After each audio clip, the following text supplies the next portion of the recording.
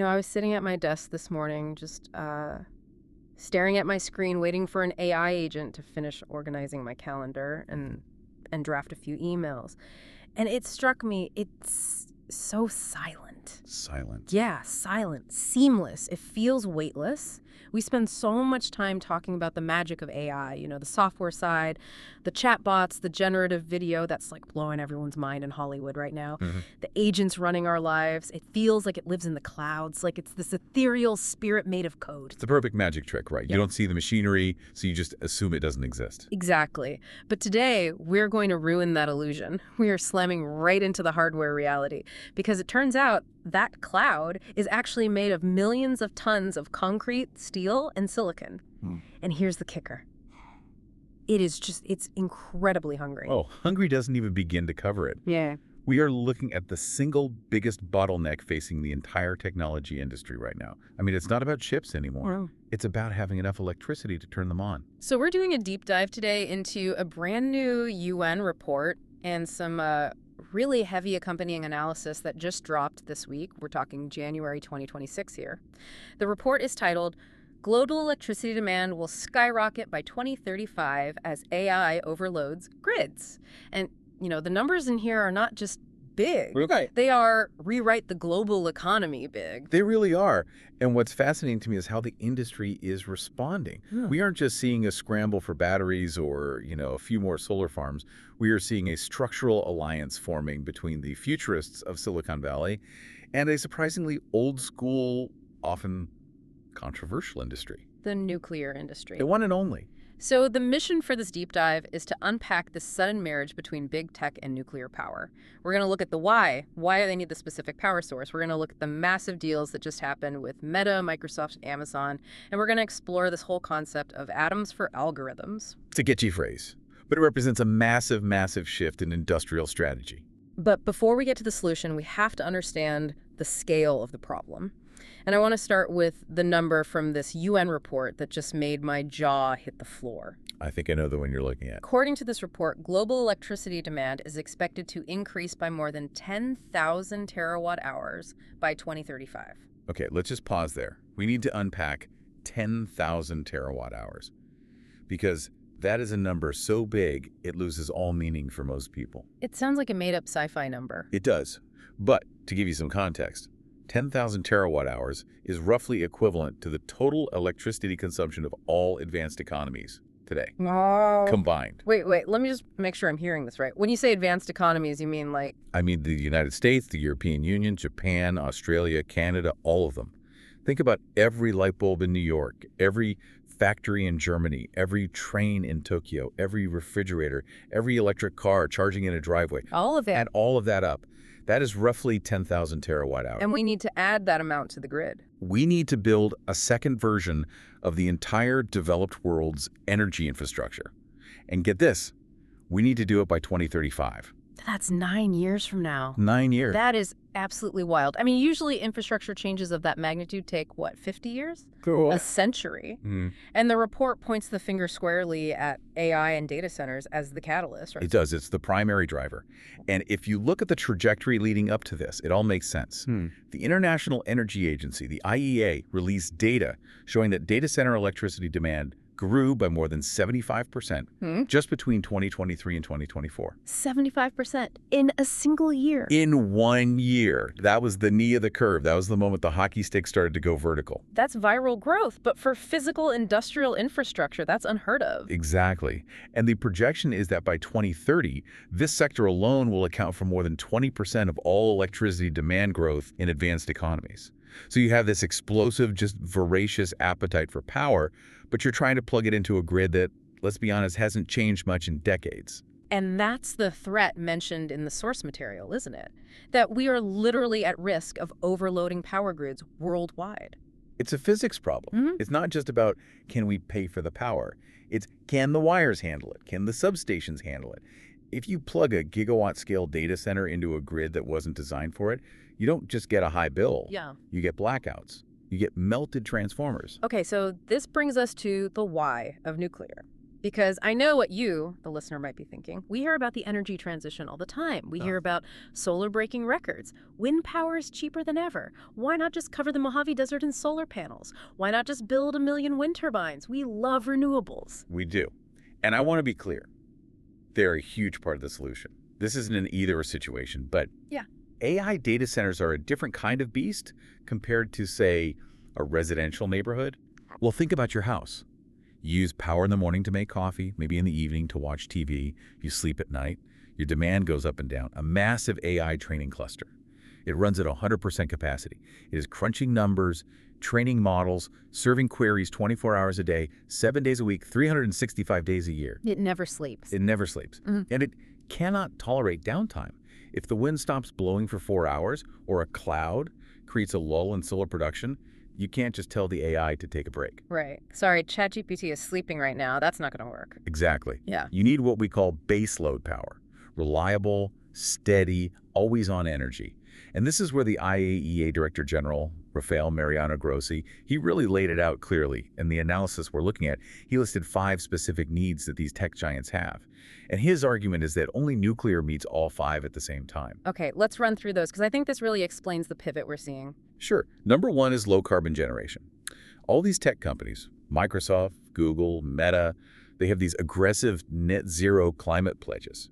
They cannot just burn coal or natural gas to power these data centers without destroying their own environmental goals. So fossil fuels are out. That leaves renewables and nuclear. Right. Number 2 is 247 reliability. As we just discussed, the intermittency of wind and solar is a massive headache for data centers unless you have unbelievable amounts of battery storage, which we just don't have at this scale yet. Nuclear runs rain or shine, day or night. Okay, what's number 3? Number 3 is ultra-high power density. And this is all about land use. You need a massive amount of power in a very small physical footprint. Break that down for me. Well, to get a gigawatt of power from solar, you need acres and acres of land. I mean, often miles of land. If you want to build a data center near a major hub like Northern Virginia or London or Tokyo, you simply cannot buy land the size of a small state to build a solar farm next door. It's not feasible. Right. A nuclear plant produces gigawatts of power in a relatively tiny space. That makes sense. It's about real estate efficiency. Exactly. Number 4 is grid stability. Nuclear plants have these massive turbines spinning at high speeds. This provides what's called inertia to the grid, which helps keep the frequency stable. Solar and wind don't really provide that in the same way. And finally, number 5 is true scalability. It's interesting you say scalability because usually when people talk about nuclear, they talk about how hard it is to scale. It takes 10 years to build. It's regulated to death. And that has been the historical truth, for sure. But from a physics and resource perspective, it is scalable. You can add more reactors to a site without needing to annex the next county. Yeah. And the tech companies have done the math. They've realized that the hurdles of nuclear, the regulation, the construction time, they're hurdles they just have to jump over. Yeah. Because the physics of renewables just doesn't fit the density they need. There is a quote from the Vienna Symposium in our notes that really struck me. It's from Manuel Greisinger, the director of distributed cloud at Google. I have that right here. Yeah. He said, "We've looked at the numbers and realized that nuclear power isn't just an option. It's an essential and non-negotiable component of our future energy mix." Non-negotiable. Oh. I mean, that is incredibly strong language coming from a tech executive. It signals that the internal debate is over. They aren't wondering if they should go nuclear anymore. Yeah. They're figuring out how fast they can do it. Which leads us perfectly to this new slogan, or really this new reality, that they're calling atoms for algorithms. It's catchy, isn't it? It sounds like a sci-fi novel, atoms for algorithms. But this was actually formalized, right? This wasn't just some marketing tweet. No, not at all. This was the central theme of a major meeting at the IAEA headquarters in Vienna back in December. Yeah. And you have to just picture the room for a second. You have the policymakers, the nuclear industry veterans, guys who've been working with concrete and uranium for 40 years. Mm-hmm. And then you have the Silicon Valley leadership. The suits and the hoodies trying to find common ground. It's a bit like that. But the common ground is survival. The tech companies need power to survive the AI arms race. The nuclear industry needs investment to survive after decades of stagnation. IAEA Director General Grossi called it a structural alliance. And the numbers back that up. The source mentions there are currently 441 nuclear reactors in operation worldwide. But look at what's in the pipeline. Right now, there are 71 new reactors under construction globally. 10 of those are slated for the United States alone.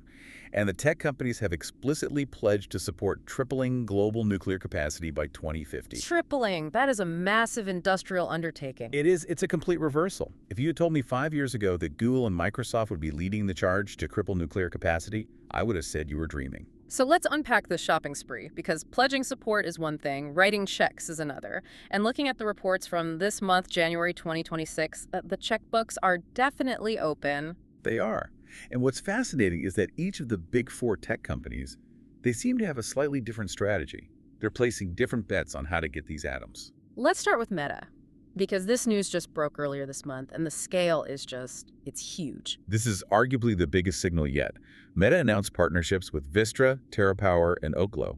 Their goal is to secure up to 6.6 gigawatts of nuclear power by 2035. I need to pause on 6.6 gigawatts, just to put that in perspective for you listening. 1 gigawatt can power about 750,000 homes. So Meta is buying enough power for nearly 5 million homes. Correct. That's a major city. That's a small country. Just to power their AI models. Just for the AI. Yeah. And the source notes this is one of the largest corporate nuclear procurement efforts in U.S. history. Yeah. But look at the mix of the deal, right? They aren't just betting on one horse.